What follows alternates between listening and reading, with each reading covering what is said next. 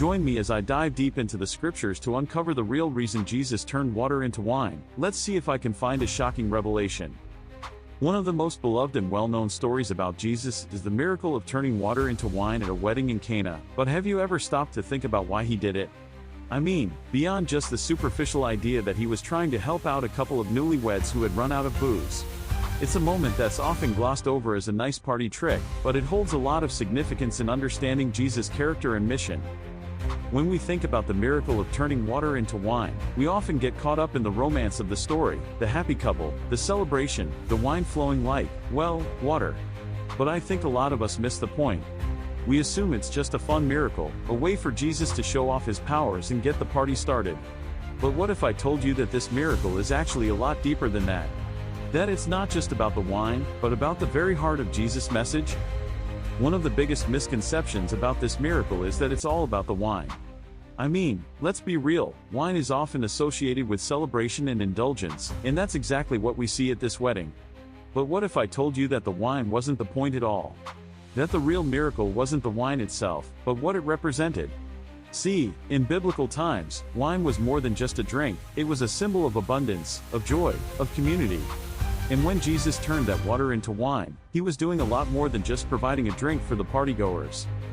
Another misconception is that this miracle is all about the external, surface-level stuff, the party, the celebration, the wine. But what if I told you that this miracle is actually a window into Jesus' heart?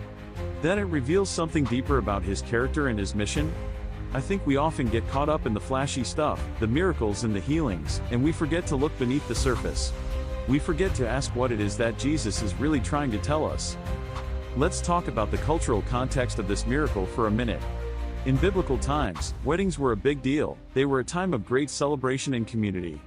And wine was right at the center of it all. It was a symbol of abundance, of joy, of the best of times. And when Jesus turned that water into wine, he was tapping into all of that cultural significance.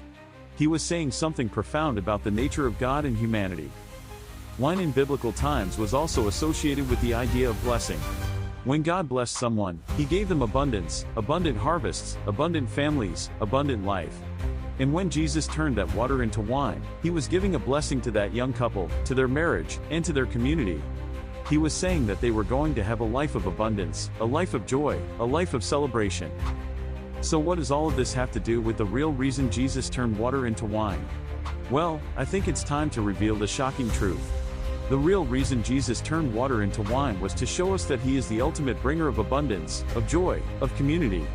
He's not just a party trick, he's not just a miracle worker, he's the one who brings life to the full. And that's the real miracle.